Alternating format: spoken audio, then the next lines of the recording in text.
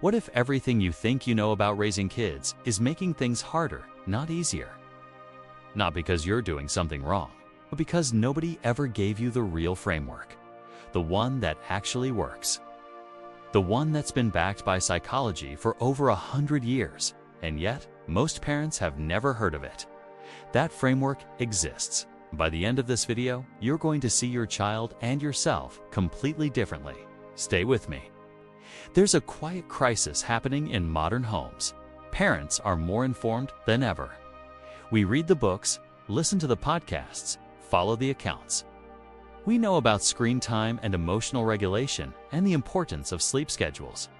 And yet so many of us still feel like we're failing. Like every evening ends in frustration. Like we're constantly reacting instead of connecting. Like we love our kids deeply, but don't always like who we become around them. That feeling, it's not a personal flaw. It's a signal. A signal that something foundational is missing. Alfred Adler was a Viennese psychiatrist who broke away from Freud over a century ago because he believed something radical for his time, that human beings are not driven by dark instincts or hidden traumas, but by a deep, lifelong need to belong and to feel significant, to matter, to count.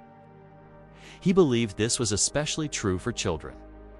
And here's what changes everything when you really understand that idea. Most of what we call bad behavior in children is simply a mistaken attempt to find belonging and significance. Not manipulation, not defiance for the sake of it. Not a character flaw. A child acting out is a child who hasn't yet found a better way to say, "I need to feel like I matter here." Read that again. Let it settle. Because when you start parenting from that lens, everything shifts. The power struggle at bedtime becomes something you can actually work with. The tantrum at the grocery store becomes information rather than embarrassment. The teenager who goes silent becomes someone who's searching, not someone who's broken. So how do we apply this practically? Let's start with one of Adler's most powerful ideas: the difference between punishment and consequences. Most of us grew up in homes where punishment was the default. You misbehave, you suffer. The logic seems clean. But Adler saw the problem clearly. Punishment doesn't teach a child what to do differently.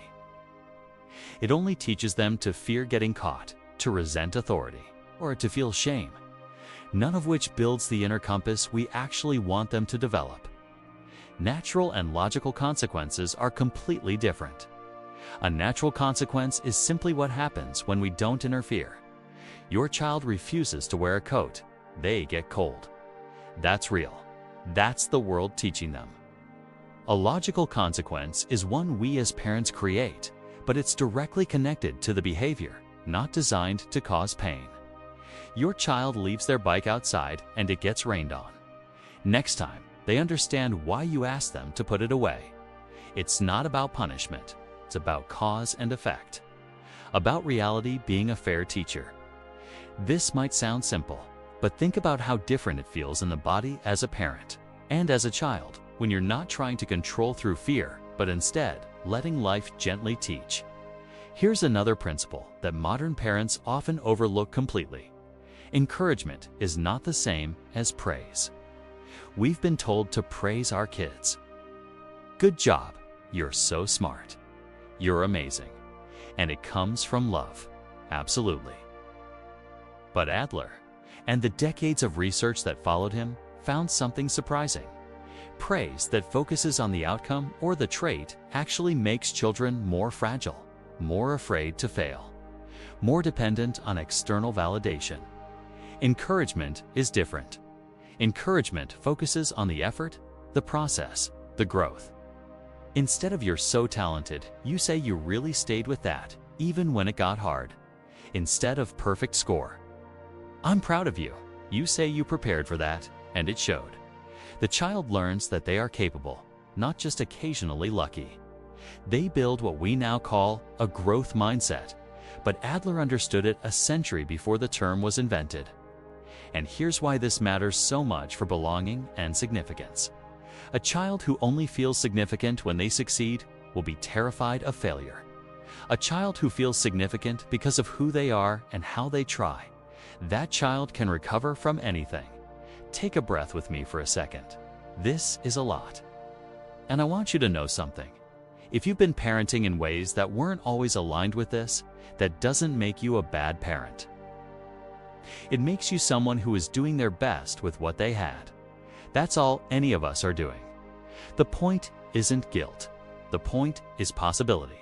Let's keep going, because there's more here that matters. Adler also talked about something he called social interest, the sense of connection to something larger than ourselves. The desire to contribute, to cooperate, to belong not just in our family, but in the world. He believed this was the measure of psychological health. And he believed parents played a central role in either cultivating it or accidentally suppressing it.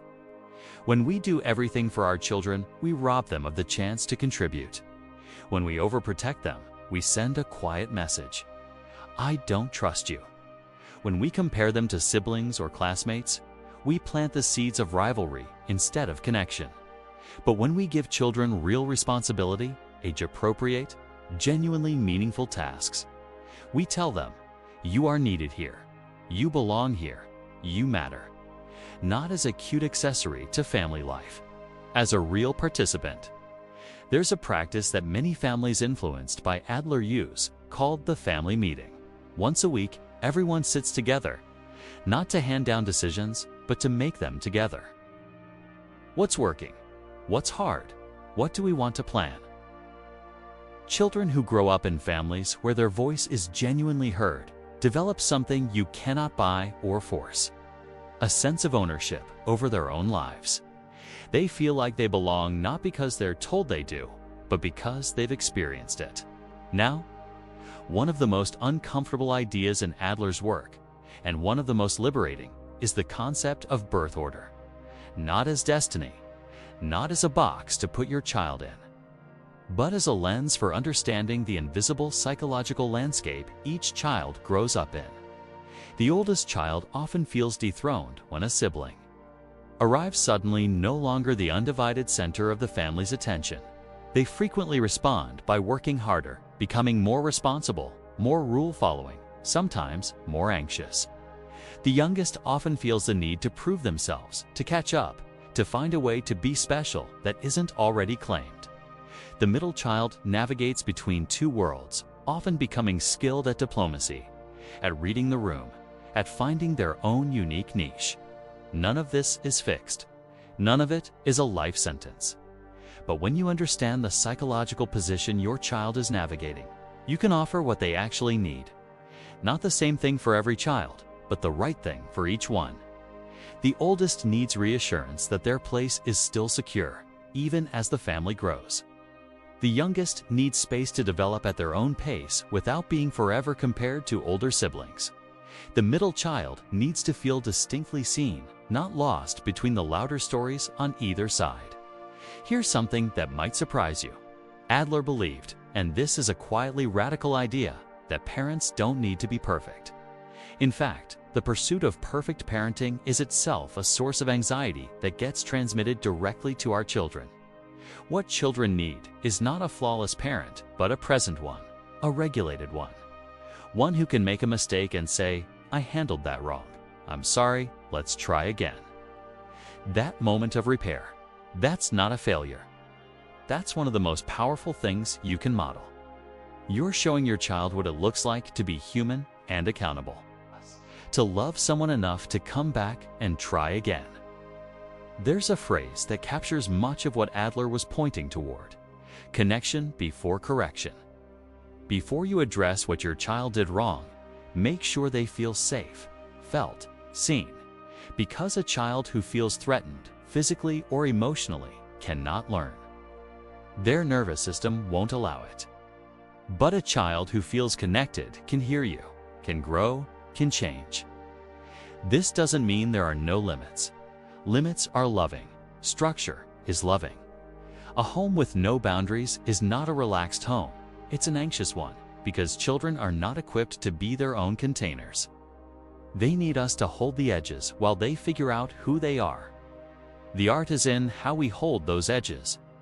with warmth and without fear, with firmness and without cruelty, with patience for who they are now and faith in who they're becoming. If you take one thing from this video, let it be this: your child's behavior always makes sense from the inside. It is always, in some way, an attempt to belong, to matter, to find their place in your family and in the world. When we start asking not how do I stop this behavior, but what need is this behavior trying to meet, we become the kind of parent who doesn't just manage children, but truly understands them. And that understanding, that is the deepest form of love. You don't need to be a psychologist to use these ideas. You just need to be willing to see your child as a whole person with a whole inner world. One who is counting on you not to have all the answers, but to keep showing up, keep trying, and keep believing in them even when it's hard. Especially when it's hard. That's what Adler was pointing to all along. Not a perfect system, a more human one. If this resonated with you, share it with someone who needs to hear this. Don't forget to like the video, and if you want more videos like this, make sure to subscribe. I'll see you in the next one.